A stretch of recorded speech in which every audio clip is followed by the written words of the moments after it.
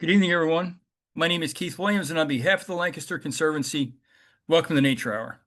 Lancaster Conservancy's mission is to provide wild and forested lands and clean waterways for our community forever. We protect the ancestral lands of the Susquehannock, the Conestoga, and the Shanks Ferry people, and I hope we care for these lands as well as these native peoples. For 50 years, our organization has sought out natural places that are so precious and beautiful they must be protected. Our stewardship team works to restore these special places by creating trails and planting trees. These preserves are then open for you and I to use to hunt, hike, fish, and birdwatch 365 days a year. Special places like Shanks Ferry, Clark, Kelly's Run, Otter Creek, Climbers Run, Welsh Mountain, and many others are protected forever. We launched Nature Hour with the goal of bringing an assortment of local and regional experts directly to your home with presentations that help us better understand the Conservancy's work and the work of our community partners. The format for tonight's lecture will be a 40 to 45-minute presentation with about 15 to 20 minutes of questions and answers. If you have any questions, please use the Q&A box at the bottom of the screen, and we'll include your questions as part of the conversation. This is the fourth lecture of our 25-26 series. Our next Nature Hour, the Hows and Whys of Managing Natural Lands with our own forester, Eric Roper, will be on February the 5th. You can learn more and pre-register for this lecture and other events on our website, lancasterconservancy.org, under upcoming events. The Conservancy is blessed with incredible corporate support, and tonight we want to recognize our annual sponsors, who include the Wenger Group, J Group, Apex Advertising, Clark Associates, Nimblist, Electron Energy Corp., Eurofins, Dart Container, Moravian Manor, Armstrong, Richards Energy Group, Lancaster Civil, Commonwealth Financial Associates, PP&L, Cargis, CH&E, and Penstone. And now I'd like to introduce tonight's Nature Hour, How to Love a Forest with Ethan Tapper. Ethan Tapper is a forester, digital storyteller, and the best-selling author of How to Love a Forest, The Bittersweet Work. Oh, it's not going to show up on my screen. Trust me, it's a great book. The Bittersweet Work of Tending a Changing World. For more than a decade, Ethan has been recognized as a thought leader in the world of ecosystem stewardship, winning numerous regional and national awards for his work. More recently, he has been recognized as a writer. Since its publication in 2024, How to Love a Forest has been named the winner of the 2025 New England Book Award for Nonfiction, and it's received international acclaim. Ethan's message of relationship, responsibility, and hope reaches millions of people each year through his writing, social media channels, with hundreds of thousands of followers and hundreds of walks, talks, and keynotes that he delivers across North America each year. Ethan works, writes, hunts, birds, and runs a small consulting forestry business from his home at Bear Island, his 175-acre working forest, homestead, orchard, and sugar bush in Vermont, and he plays in his punk band, The Bubs. Join me in welcoming Ethan Tapper.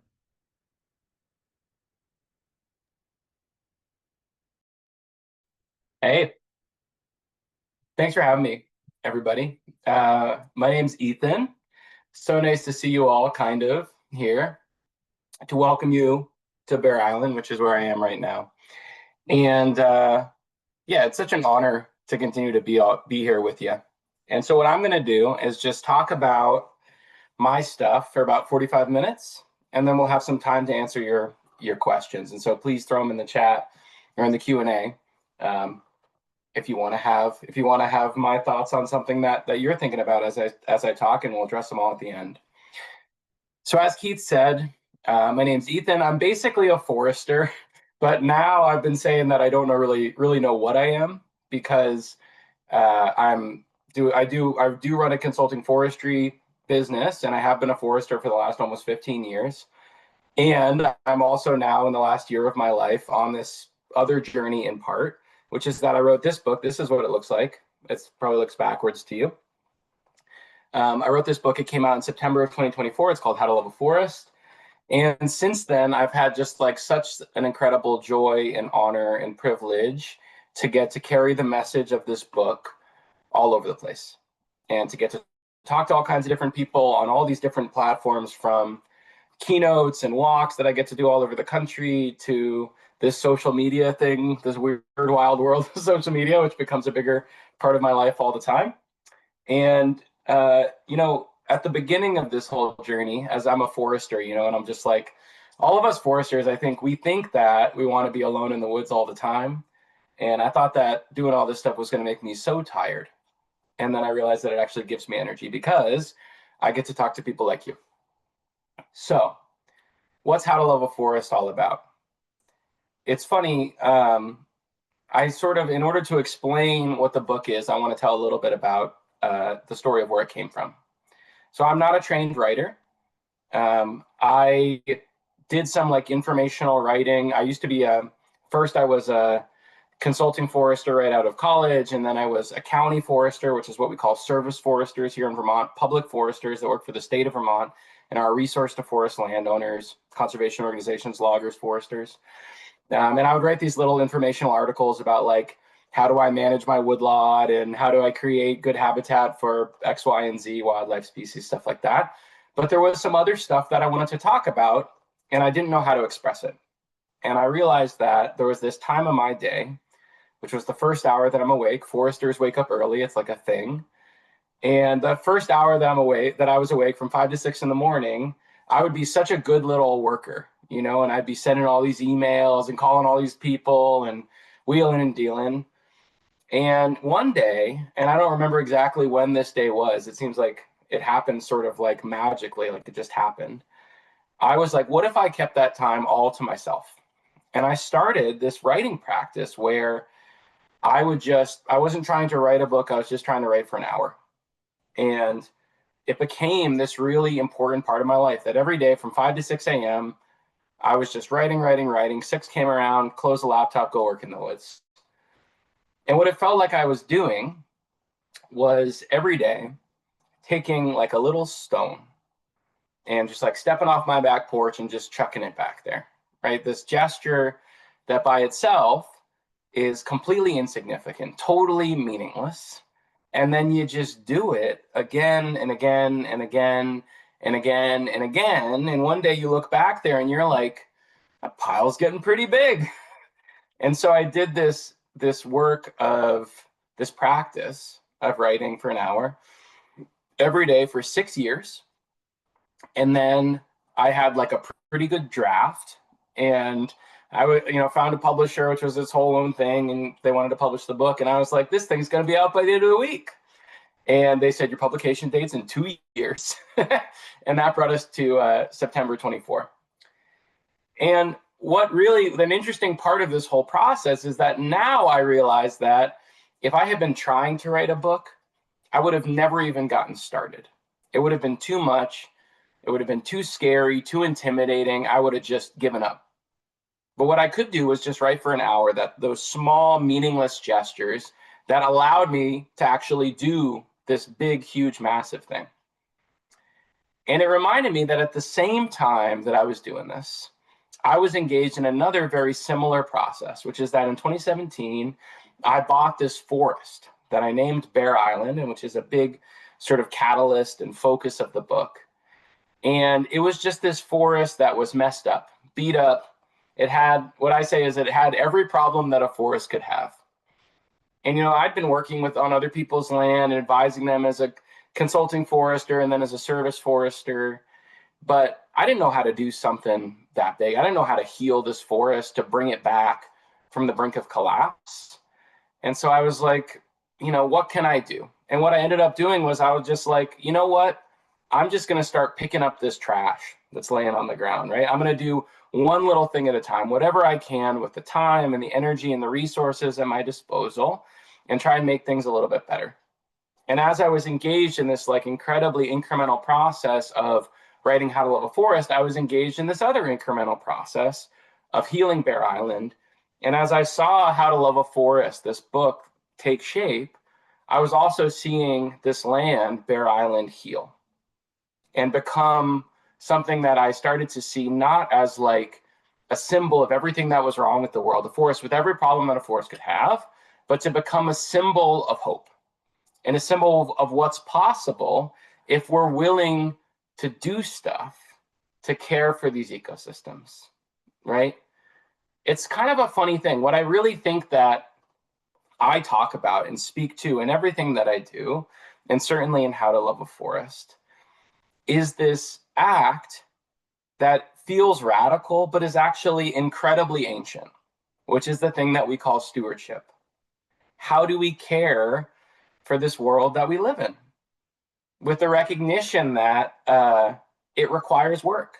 And sometimes it requires us to make compromises and sacrifices and tough decisions. And that when it feels that way, it doesn't mean that we're doing anything wrong necessarily. Sometimes it does, but it doesn't necessarily mean that. Sometimes it can just mean that this is a complex process, right? And the challenges that we face are complex. The challenge of like asking this question of how do we live in this world is complicated. And when I started writing How to Love a Forest, what really made me want to sit down and write was this feeling that I had, which is that, in walking in the woods with thousands of people, private landowners, foresters, loggers, general public, everybody, I felt like there was this feeling that there was this dichotomy, that either we could not care about forests, and those were the people, if we didn't care about forests, we do whatever we want to them, right? And we cut down trees and we kill animals and we just treat these forests like they're these commodities, or we love them and we do absolutely nothing. We leave them alone. We step away.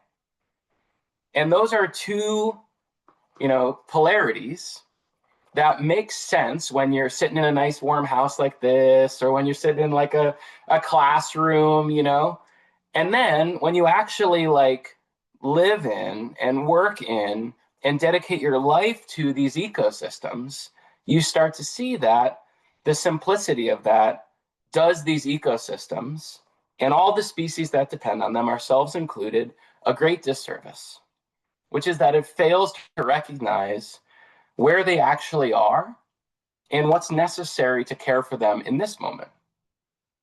And in this way, Bear Island was such an amazing place for me to sort of learn and catalyze a lot of these ideas, because it was in many ways like this world that we have, which is, in some ways you could say like imperiled, in trouble, and very beautiful and very worth saving. And not a place that's not necessarily going to be okay if we just like step away and pretend that we can decide to leave this thing that we call nature alone and everything's going to be fine. So I want to do a couple of readings from the book. This first one is from the introduction to the book, and it talks about what inspired me to sort of write this book in the first place. Once it seemed that there were only two paths to follow: a status quo that saw forests and other ecosystems as commodities, and an opposing force that sought to protect ecosystems from ourselves, to leave them alone. As forests everywhere struggle under the weight of the many threats and the stressors of the modern world, as they suffer the legacies of the past and confront a future that promises challenges like never before, I've realized that neither of these two paths is enough. I've realized that the world needs action intertwined with compassion, relationship imbued with responsibility, death infused with life. I have gone my own way, fostering a divergent vision, a reimagining of what it means to love a forest, engaging in the radical act of trading simplicity for complexity, trading a tidy vision for one that is true. My journey toward these realizations has been long and lonely and sinuous. In my little house at the foot of the mountain, my bookshelf is crowded with books about trees and plants and animals, birds and bears and fungi, the relationship between people and ecosystems, and the threats both face. Never have I found a book that has articulated what a forest truly is, not just its botany and its biology, the contours of its many pieces and its parts, but how this entire living community moves and behaves and changes. Never have I found a book that described what it means to care for a forest like Bear Island, an ecosystem that has been changed and degraded and depleted and left to suffer alone. Never have I found a book that described the pain and the joy and the anxiety of trying to love and protect an ecosystem, of guiding it toward wholeness at this strange and crucial moment in time. No book has prepared me for the many complex and bittersweet choices that I would someday make at Bear Island, or for the fact that these actions would be celebrations, the substance of a truly radical and responsible relationship with the forest. In this book, I draw these disparate threads together, exploring what it means to love a forest in this changed and changing world. In a world that is both human and wild, both wounded and vibrant, both suppressed and emergent. This is a vision both for how we manage forests and how we take care of ecosystems and how we manage ourselves, how we take care of each other. I was doing an event last night with an author named Helen Wybrow, who wrote this book called The Salt Stones, which is this wonderful book. It's actually very similar in tone to How to Love a Forest, but it's about being a shepherdess. And the funny thing about the polarity or the connections, the similarities between these two books struck me last night, and I was like, really, what both of these books are asking is like, not like how do we grow bigger, better sheep, right? Or how do we grow bigger, better trees? Like the big questions are like, how do we actually live in this world, right? And recognizing that that is a question that involves both the thing that we call nature and also people, right? Ourselves. I want to create habitat for every living thing on this planet, including human habitat. That's really good. And these things are connected. So anyway, I want to talk a little bit about myself and my journey. I grew up in this little town in southeastern Vermont called Saxton's River. And if we were in person, I would say, has anyone heard of Saxton's River, Vermont? And one of you would raise your hands, because I have this wild experience where I've gone all over the continent asking the question to like, I think now 160, 170 different groups of people. And every time except for 3 times, twice in Ontario, once in Kentucky, someone has heard of Saxton's River, Vermont, which is funny because it's a village of 300 people in Vermont's Connecticut River Valley, and no one's heard of Saxton's River, Vermont, you think, when you're growing up there. So when I compare my journey to some of my heroes, these great nature writers and ecologists and biologists, it seems like all of them always have the same experience. They tell the story of like, oh, when I was growing up, I was always the nature kid, right? I was always knew that I wanted to work in these ecosystems, and I was down in the dirt looking at bugs, and I was catching snakes, and I was tracking deer, and I was like doing all this stuff. And I always knew that this is what I wanted to do. And that wasn't my experience at all. I had no idea that I wanted to do anything related to ecosystems.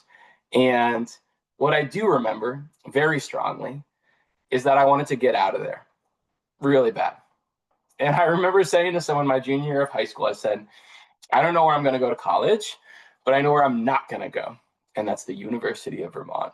Because where I come from, that's where everybody goes. And it's this huge cop-out. I'm going to go somewhere exciting, right? Well, the first month of my senior year of high school, I got a letter from the University of Vermont that told me that I got this scholarship for in-state students. That's called the Green and Gold Scholarship, which is a full scholarship.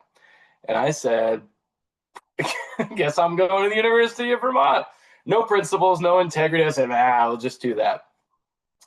But even once I got there, didn't know what I wanted to do. And I was just sort of aimless, drifting around. And it happened that I was still dating my high school girlfriend, the first big love of my life. And as I was finishing up my second semester, she had gone on this wilderness program, this 5-month expedition. And she came back and she had had this huge, massive, life-changing experience. And I had not. I'd just been, being a 19-year-old in college, and we weren't connecting, and it was freaking me out. And I thought we were going to break up. And so, like any perfectly reasonable, rational 19-year-old, I said, well, you know what I'm going to do? I'm going on a wilderness expedition. And the next expedition with that program left in 2 weeks. And it was this 6-month program where we skied north for 3 months, and we built a canoe and canoed back down. Now, in retrospect, I did this for no reason.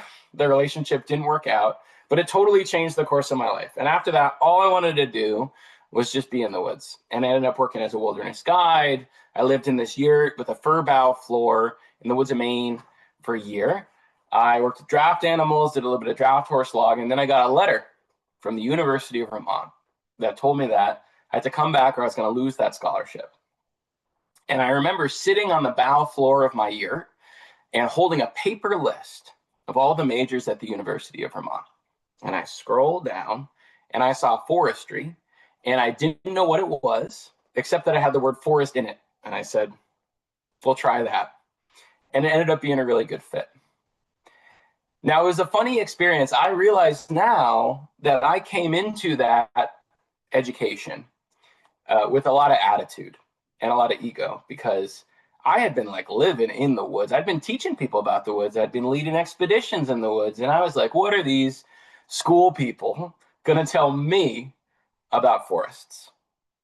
And then, as I started to take all of these courses, all of these different disciplines that combine to create the thing that we call forestry, and studying all of these different aspects, entomology and wildlife biology and dendrology and forest ecology and hydrology and all these different things that combine to create this dynamic and expansive system that we call a forest, my vision changed.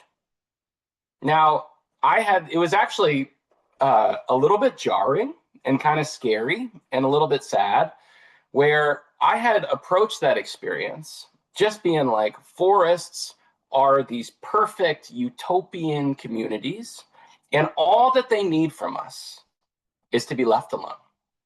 And then as I started to learn more about natural history and landscape history and ecology, I started to see the forest in a different way.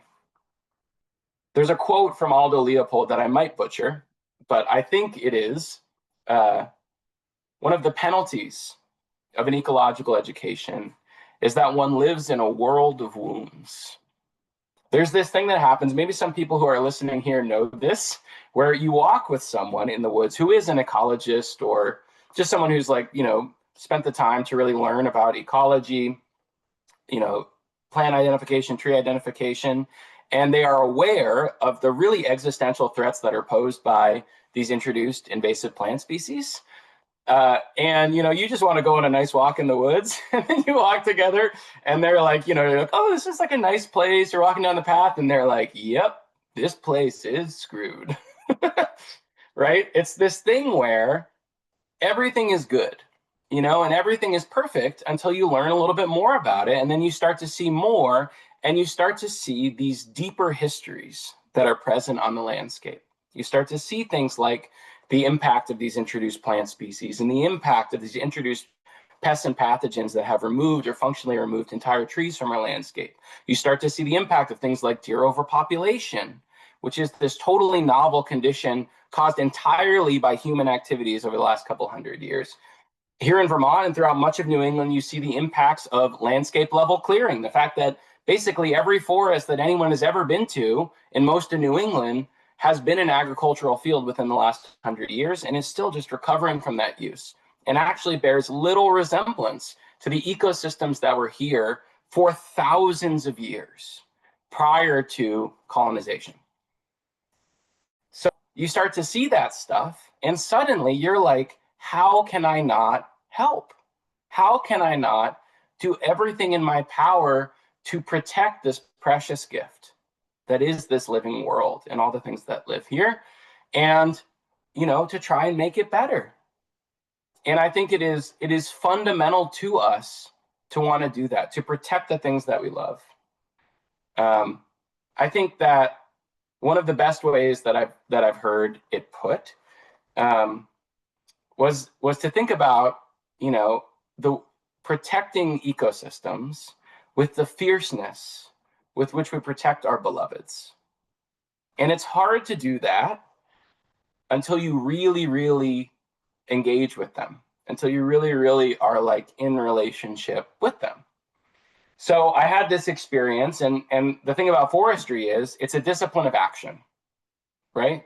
At its core is this idea that we do not have to be bystanders in these ecosystems, that we can go into them and we can see what's going on, and then we can do something about it, right?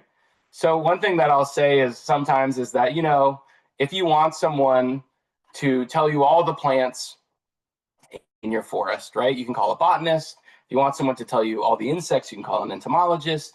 If you want someone to tell you the soils, you can call a soil scientist. And if you want someone to do something about any of those things, you can call a forester, right?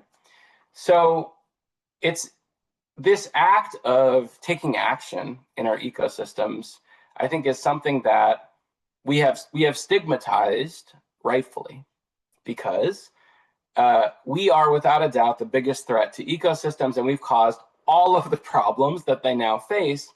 But we also, I believe, now have the power to give them more than ever before.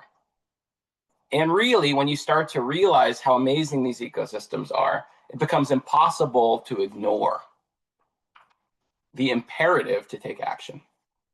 So I want to do another reading here. And this is from the first chapter of the book. And this is, by the way, where I also reveal myself to be a birder, which, if you are not a birder, come talk to me after class. All of the most interesting, most compelling, best looking people in the world are birders. All right. So this is, in this reading, I am in my orchard at Bear Island, and juxtaposing this orderly, tidy, managed system, this orchard, from the much more wild forest around it. A group of chickadees visits me, flitting from fence to fence. I pause to watch their circus. As my pruning shears quiet, I hear nuthatches and dark-eyed juncos, the pounding of a pileated woodpecker on an aspen. As I've learned to recognize more of the forest birds, a cacophony has become a chorus. Each species of bird calls its own name. Each touches the forest in a different way, each finding habitat within different pieces and parts of this living community. Each is unique. A decade ago, I looked into the forest and saw faceless trees, each like the others. As I learned to tell sugar maple from red maple, the flat needles of hemlock from the angular needles of spruce, the peeling bark of paper birch from the creamy bark of aspen, the forest has become a creature of diversity and complexity and depth. Each tree species is habitat for different birds, insects, and mammals, each growing on different sites and in different ways, each flourishing different flowers and bearing different fruits. Each is precious. Once I saw forests as no different from orchards. I've since learned to reimagine the forest as something messy and imperfect, complex and undefinable, dynamic and expansive over space and time. I've learned to see the trees and the forest as the coral in a coral reef, the living structure at the center of a community of boundless depth and diversity.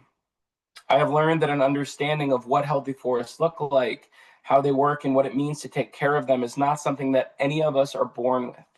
It is something we need to develop. I have learned that forests are not supposed to be pleasant or understandable or beautiful to us. They are what they are, and it is up to us to meet them there. Now, when I look into the forest, I see kaleidoscopes of interactions and connections, critical pieces and parts as diminutive as a bed of moss on a rotting log, and as massive as a mountain, a region, a continent, a biosphere. Now I see that the fungi and the bacteria of the soil, the insects, the mosses and the lichens, the beech and the oak, the deer and the owls and the bears, these things do not live in the forest. They are the forest. The windstorms and the ice storms, the forest fires and the floods, the death and the change, these things do not happen to the forest. They are the forest. Once I thought that being a forester meant being a caretaker of trees. Now I see myself as the caretaker of a reimagined forest, the steward of every piece of this incredible volume of life. So there's this thing that happened, similar to this process that I sort of like underwent when I went to school, which is that now I've realized that this process of understanding ecosystems isn't really about like building this entirely new understanding. It's about deepening our understanding, right? Deepening our understanding of what's happening, deepening our understanding of our responsibility. And so an example of this that I mentioned in that reading is like, there was a time when I just looked into the forest and I saw trees, right? And then you learn the different species of trees and you're like, oh, that's a sugar maple, and that's a red maple, and that's a red oak, and that's a white oak, and that's a white pine, and that's a hemlock. All of these different tree species that are completely different, that tell us different things about a forest history, how it's doing in the present, and maybe where it's going in the future, right? They all are completely different species. And suddenly you see them all, and it adds so much richness to your experience of being in the woods and your ability to understand what's happening. I had the same thing happen with birds, where I had this realization that my whole life I had just been hearing bird song, right? And now I don't even know what that means, because I hear the individual songs of dozens of different species of birds that all are completely different, and that all tell me different things about the habitats that are around me, that are all different birds that are wearing these different colors, right? Behaving in different ways, eating different stuff, using different habitat. And I had this moment actually last summer when I went home. My mom wanted me to do this talk at the local community center in Saxton River. So I was walking down the street of my hometown and, minding my business in the middle of summer. And I stopped because I heard chimney swifts. Chimney swifts are this remarkable bird. They're a cousin to the old world, the common swift, which is really well studied. This bird that's capable of flying almost indefinitely, that can shut off half its brain, sleep while it's flying, mate while it's flying, that flies up in the air, 8,000 feet in the air, twice a day, doing these things called Vesper flights that we think is maybe so they can predict the weather, because you can see weather fronts coming in from that height. They're these aerial insectivores zooming through the air. Some of the fastest straight line flight birds in the world. And I realized in that moment that my whole life I had been seeing and hearing chimney swifts, and also neither hearing nor seeing them. And on one hand, you could be like, what a shame. Me and all these other people were missing out on all these wonders of the world. It's very sad. And on another hand, you could think about what a remarkable opportunity, right? That there is so much in this world that is still here, that's just waiting for us to open our ears, open our eyes. All right. So in that vein, I want to talk to you and tell you the story of Bear Island, and do one last reading and then to take your questions. So I had this idea for years and years that, I'd been taking care of other people's forests and advising other people, but I wanted to have a forest of my own to take care of. And someone told me, they're like, oh, did you see this this piece of land for sale? And I looked it up. It was on this realtor's website. And I was sort of like, oh, it's pretty cheap. Wonder what's wrong with it. And I went to go take a look. Now, my first impression of this land was that I drove up onto this access road, this old truck road, and it hadn't been properly stabilized, and it was washed out. There was a ravine cutting right down the center. And I was straddling the ravine with both wheels of my truck, and I rolled up onto the log landing, this clearing, and it was covered in trash. Bags of household trash, tires and hydraulic hoses and cables and buckets and busted pieces of equipment half buried in the ground. And with this network of these logging trails, skid trails with these 3-foot deep ruts in every direction, just bleeding murky water down the mountain. It was not a very good way to start, but I said, I'm here anyway, so I'll go take a look. And I started walking up this main skid trail, and it was rutted and it was incredibly steep. And I was getting covered in sweat and getting covered in ticks. And I was walking. And as I was walking, something was bothering me. I couldn't figure out what it was. I was like, what is it? What is this that's bothering me? And I figured out after about an hour that what was bothering me was that there were no healthy trees in this forest. And once I realized that, it was actually really jarring. And I started looking around, couldn't find a healthy tree. Never been in a forest where I couldn't find a healthy tree before.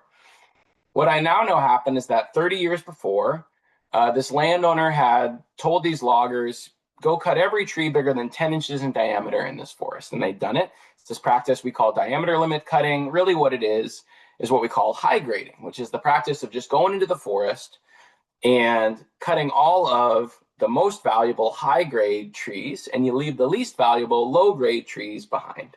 This is the inverse of what any responsible landowner, logger, forester would ever do. You're managing the forest to be less healthy. And I think there's an argument to be made that it would have been a greater kindness to this forest if they just cut all the trees. And then at least there would have been enough light and space made available to regenerate a new generation of trees that would have had a chance to be healthy. But as it was just kind of stuck. So I kept on walking. I found that even in places where they had created enough light and space to regenerate a new generation of trees, all of those young trees were getting browsed to death by deer. There was evidence of a deer overpopulation, as well as there is almost across this continent, certainly where you are as well.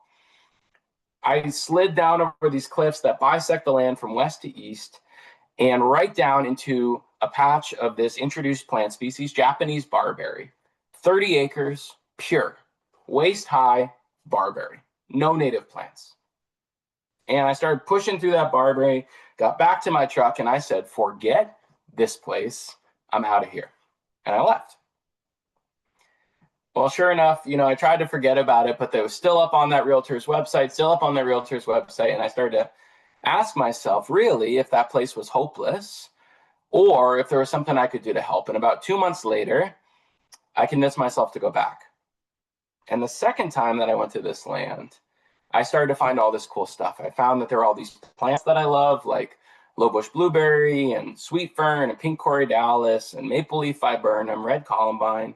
I started to find that there were actually some healthy trees there after all that were just so hidden behind these masses of unhealthy trees that I hadn't seen them. And I started to find that there were these rock outcrops covered in reindeer moss with these sweeping views of the Winooski River Valley. And I was standing on one of those rock outcrops when I said to myself, I'm going to try and buy this place. Didn't know how to do that, never did anything like that before. So I called up my old boss who sold forest land real estate. And I was like, Mike, there's this piece of land and I think I want to make an offer, but I don't know how to do that. How do I do this? And he was like, well, let me ask you a few questions. Does it have any timber on it? And I said, no. And he said, is the access good? And I said, no. And he said, is there any real estate potential? And I said, no. He said, is there a lot of sugar maple? Could it be like a nice big sugar bush? I said, no. I kept on going down the line. No, no, no, no, no, no, no. And eventually he said, well, Ethan, this place sounds terrible. Just offer them like nothing and don't be afraid of hurting their feelings. And that's how I became the owner of this piece of land, Bear Island. And I'll tell you what, it's one thing that we can think about, like all we got to do to take care of these ecosystems is just leave them alone, leave it to nature, and everything will be fine. And it's quite another thing when you're standing on that log landing in a forest that's no one's responsibility but yours. Climate crisis and a biodiversity crisis and a mass extinction and a forest with no healthy trees, introduce plant problem and a deer overpopulation, and you're just watching thousands of years of soil roll down that mountain. And I had to ask myself in that moment if it would be a greater kindness to this place to do nothing, hope for the best, or to do absolutely everything in my power to try and make it healthy again. And we don't always realize this, but we are all of us standing on that log landing right now with tremendous power and tremendous responsibility in this world that is not just going to magically be okay. It needs help. It needs stewardship. And obviously, I decided to take action. So I often say that there are two superpowers that I have that helped me. The first one is this thing called ADHD, which used in the right way can be extremely powerful. And my second superpower is that I am not a purist. And so I could ask myself, really, what tools do we have to fix these problems? And I wish that I could tell you that all I had to do was just fill my pockets full of wildflower seeds and just cast them across the mountain. But that wasn't what it took. It required doing things like cutting thousands of trees, finding each remaining healthy tree and releasing it from less healthy trees that were competing with it in areas with their trees, creative regeneration, regenerating new trees. It made me teach myself how to run an excavator to restore those eroding skid trails and build new, more resilient trails. It required me learning how to be a deer hunter and killing dozens of deer to try and attenuate that issue of deer overpopulation on the mountain. And there's one action that there's a parody to that I especially like, which is that I know that 30 years ago, these loggers came to my forest at the request of this landowner. And they use these tools, right? They use these chainsaws and they use these pieces of logging equipment that we call skidders. Specifically, they use these cable skidders, so-called because they have a cable winch on the back, made by this company Timberjack in the late 1970s, early 1980s. So they used these Timberjack cable skidders and these chainsaws, and they created all these problems that I'm going to spend the rest of my life fixing. And now, as I heal this forest, two of my most powerful tools are my 1981 Timberjack cable skidder, his name is Red, and my chainsaw. There are so many things like this. These tools that used in one way can harm and degrade ecosystems, can harm and degrade each other, and used in another way can help them heal. And there's another thing that's like that, which is us. Again, there is no doubt that we are the greatest threat to ecosystems and to ourselves, and that we have caused all of the problems that these ecosystems face. And I believe there's also no doubt that we are their best hope for a better future, that we can actually be keystone species in these ecosystems, the species that not just destroy habitats, but create them and restore them and leave future generations of people, not just with a world that isn't any worse than this world, but with a world that's better, with a world that's more full of birds. So I'm almost out of time. Not enough time to do a longer reading that I normally do at the end here, so I'll do a shorter one. And this is a reading. I have this chapter, so there's these things. I don't know if you use this term down where you are. We call them wolf trees, which are these trees that grew up in the open when this was all, these mountains here in Vermont were all just like sheep pastures. And there were these trees standing alone, and they developed this very specific growth form. And now as the forests grew up around them, they're like totally different than all of the other trees, way older, way more complex. And we call them wolf trees. And I often think about when you see one of those wolf trees in the woods, like all of the different things that that tree has seen or lived through, experienced its own way. And so I have one chapter that's basically about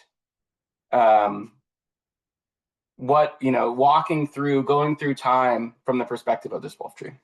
Anyway, so I write this chapter in the third person. So when you hear them talk about the man, that's me.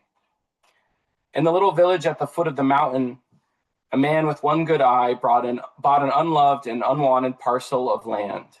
With the stroke of the pen, the man owned the wolf tree and all the trees of the young forest, their roots and their branches, the wood gathered in their trunks and the soil gathered at their feet.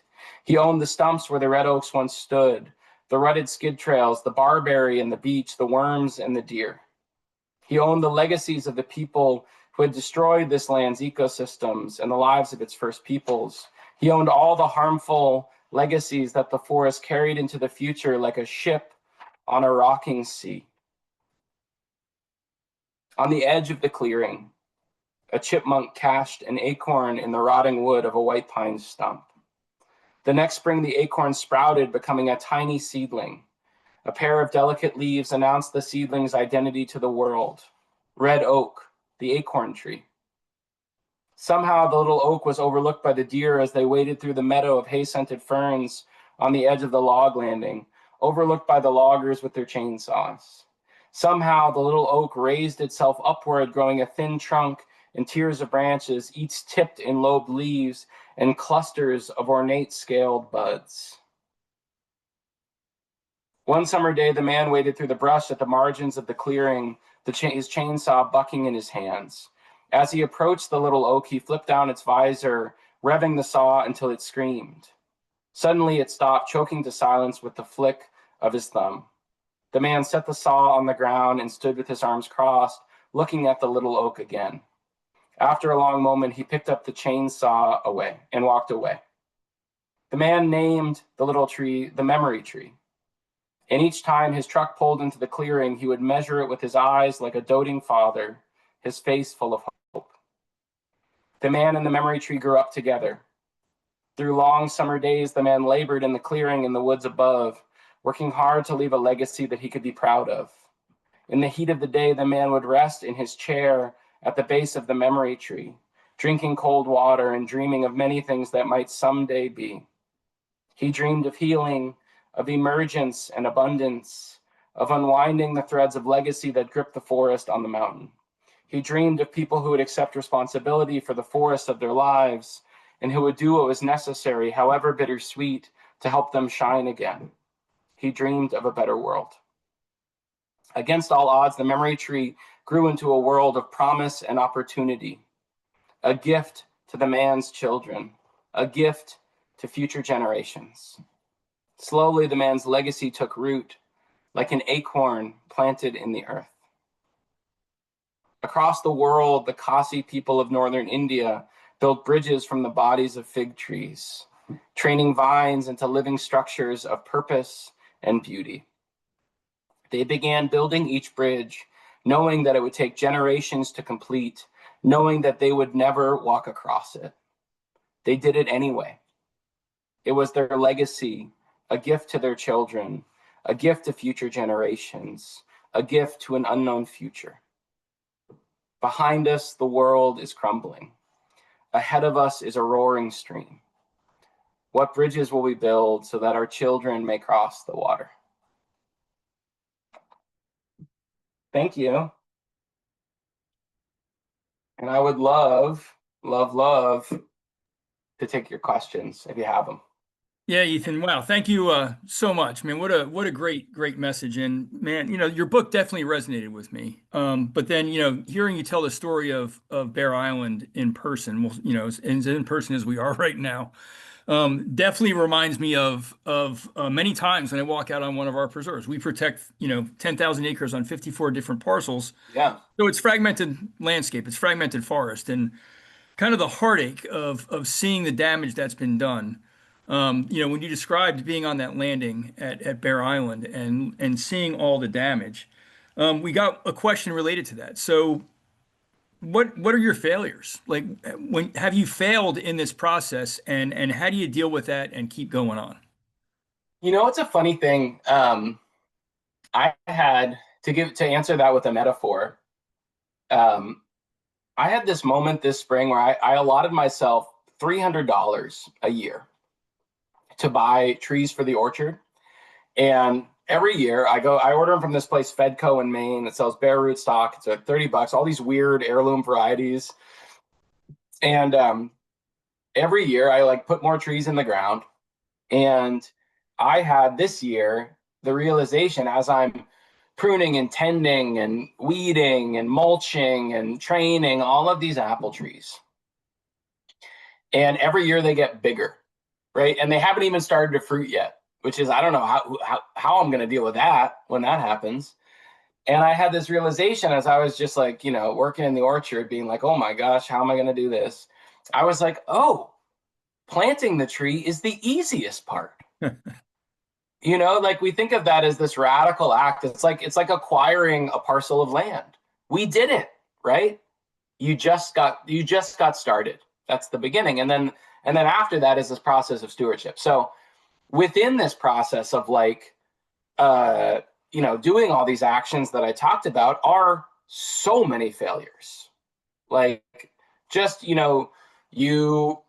Create some sort of, you're trying to create a certain habitat and it just doesn't happen because the deer browse all the species you want to grow, right? I had the experience of planting.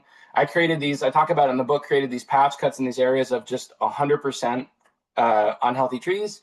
And I supplemented the natural regeneration by planting 300 white oak trees. It's fairly expensive. And I was like, there's going to be so much regeneration. I don't need to protect these white oak trees. And, they were all dead by the end of the summer, all browsed to death, right? And I had this experience of in another place where, you're trying to create all these cool habitats and forest conditions. And then it's just all comes back to a diseased beach monoculture, right? And all these times when I'm, busted skidder, busted excavator, it's just endless. And you have to be just so resilient. Resilience is a term we talk about a lot with respect to this quality that we want to have in our ecosystems, but it's also something that ecosystem stewards need to have, because we're not, like moving lines of code around, we're not putting widgets on a truck. We're like dealing with these complex dynamic living systems, and they're complicated, and we don't have perfect knowledge, and the conditions are changing. And so I think part of it is learning to, sort of like accepting that the process of like tending the orchard is itself the outcome, right? Understanding that failure is just like a part of the deal, and we just have to expect it and understand that a failure is not a failure, right? It's just this a setback that we can recover from. Yeah, I kind of look at it as a learning process for us, right? Yeah, That and it has to be we're learning the iterative. system. Yeah, totally. And we're learning the system. We're learning how the system responds, and it's a novel system, right? We've never been in this place in time before with the different geochemical processes that are in place now, the different species that are together now. And so it's sometimes hard to predict exactly what's going to happen. Yeah, And it's easy to get discouraged, like we're looking at beech leaf disease right now. The preserve that I live on, it's a 115-acre patch. I expect to lose all the beeches here within the next 5 years. yeah, ELD. And we've got some hemlocks here that all have woolly brown adelgid. Same thing with the yeah, hemlocks, right? Really going to change the complexion of this forest. And so part of me is scared to death. Like, what yeah, does that mean? But then part of me is like, this is kind of cool in that ecology is about relationships and adaptation and what's going to happen then. But then all these forest gaps emerge, and around here, it's all invasives in those forest gaps. As soon as the sunlight hits the forest floor, boom, it's invasives. yeah, And so when you're describing the barberry, I mean, I got chills up and down my spine dealing with yeah, that stuff. Um, but we see successes, right? So we have yeah, a really dedicated volunteer crew that goes out and tackles invasives, and we can see a lot of times just by getting rid of the invasives, the natural relationships are restored and come back without much more yeah. intervention sometimes. Oh And yeah, in the moments when I get defeated, I look to those successes, right? yeah. So I'm assuming you're starting to see success on Bear Island. Oh, it's remarkable. I mean, I had the experience of, I once a year I'll do a program here and take people here, and they're like, "Where's the barberry?" You know, and I'm like, "You're standing in it, right? It's gone." And what's there is this incredibly diverse, robust understory, and which is the product of in my mind this profound compromise that I made, which is something that requires its own hour-long program. I have a chapter in the book about it, which is that I used herbicide, Yeah. right? And like, what a weird, it's way weirder, I think, than cutting a tree or killing a deer, which is too hard to wrap our heads around things I think about. But I was out there with an ecologist friend, and seeing that at Bear Island changed his thinking about that, because he was like thinking that here's this thing herbicide, and it must just be like you're like, mist blowing the whole world and everything dies and everything's dead forever. He was like, oh my God, like these ecosystems are resilient, right? And once that barberry's gone, it's just like so robust Yeah. and incredible and beautiful. And one thing that I like to think about too is to really try and think about these things in the positive, right? There are so many threats and so many things that we need to attenuate that you're going to get overwhelmed and you're going to give up if you think about them that way. What I like to think about as I'm controlling invasives or whatever is I'm not killing anything. I'm planting wildflowers, right? And I'm not trying to, hold back the tides of this unstoppable thing. I'm trying to help a friend, right? Which is this forest, which is dealing with so much stuff that we have a responsibility to take care of it. And it's hard not to get trapped in the negative, but it's our responsibility, and we could throw up our hands, but what's that saying? There's no planet B, right? This is the Right. one we got. And these are the species that we have, and these are the ecosystems that we have. And it's not just about not losing them. It's also about how do we leave future generations with a world that is better, with more birds and more flowers, and more of all of the good things that we appreciate out there in the woods. And we can do it. We have the tools to do it now. And it just requires us to be willing to like take action, and then also be willing sometimes to make these like compromises and use tools that we wouldn't typically think of using, and do it. Yeah, and I love that. It's really about a change in perspective, right? I mean, what I'm hearing you say is we need to kind of shift how we're looking at things, and I've trained myself to do that. And we had a question that are you able to walk through a forest without thinking about all the problems? And I'm not, but I can shift my Yeah. perspective, right? And I can see those problems as opportunities, Yeah. and opportunities to make this a better place and leave it better than when I came here, so that Oh the next yeah. I person mean, behind so me, so that's the thing about sort of like turning it around, right? We're so like I'll go out as you often do. Maybe you're going to a forest and the whole understory is just all these introduced plants, right? Which provide some structural value, like some birds will like perch in them, but are not providing the full suite of values that are provided by our native plants, right? They're not providing the insect habitat. They're not providing the fruit and pollinator habitat. They're not ever going to be these big full-size oak trees, all these other things that we get from these understory conditions and understory species as they ascend into the canopy. And so the way that I like to think about it is you look at an area like that and you're like, there could be so much more here. Think about it. Like, think about how full of insects this place could be, right? With a native understory of these native species that have these complex, ancient relationships with these insects. What would that sound like? And the bird species that would follow the insects to come and forage on them. Think about what it would be like to hear all of those species singing. And I think that that's really what makes me want to go out there and do it, yeah. because it's about creating. It's not about what we're taking away, it's about what we're creating. Grading, absolutely. Yeah. And so, we've got some viewers here from Vermont, and they're interested to know if you actually run programs or tours at Bear Mountain. I do. I Yeah, mean Bear so Island. yeah, I do a few weekend programs. I just have one weekend that will involve programming here, which will be in late May with this organization called the North Branch Nature Center. And you can see the link to that, which is it's at ethantapper.com in the event calendar. And it'll be a weekend program, 2 days of events, and one of them will be here at Bear Island. Yeah, awesome. And you said something earlier about forestry. I want to expand that a little bit. That forestry is about action. And I believe action breeds hope, right? Yes. That we're seeing a lot of problems, but there's something that we can do about them. Yeah. And so I want to encourage, we have folks from all over the place. So find your local organization that does this kind of work. If you're in our neck of the woods here in southeastern, south central Pennsylvania, look us up. We've got a really active, robust volunteer program. We've got people going out, getting dirty, pulling weeds all the time, making the world a better place. Um, Ethan, thanks again for being. I'm gonna wrap it up with a reading from your book, one of my favorite passages here in a second. But I just wanted to thank you before we close it with that, and remind everybody that we've got our next nature hour, the Hows and Whys of Managing Natural Lands, kind of our interpretation of Ethan's work. This is how we're kind of taking these big philosophical concepts that Ethan's putting out into the universe, and how our forester Eric Roper is implementing that on the ground on the properties that we are charged to steward, to care for while we're here. So thank you all for being with us. This is one of my favorite passages from your book. It's from the next to last chapter, I guess. In this moment, we can allow this biosphere, our home, to sink further into dysfunction and disarray, or we can make the radical and bittersweet decisions necessary to choose a different path. This world is like the forest that stood here a month ago, with little to lose and everything to gain.